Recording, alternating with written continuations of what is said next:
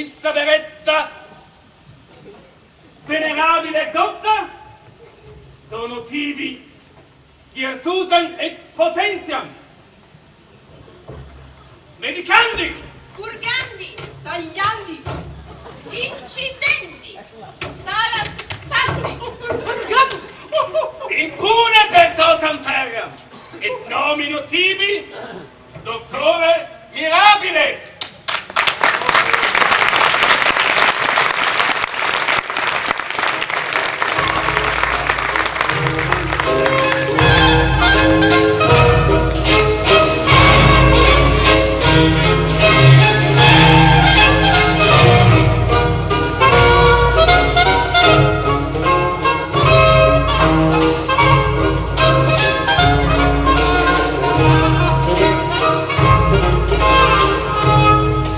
Thank you.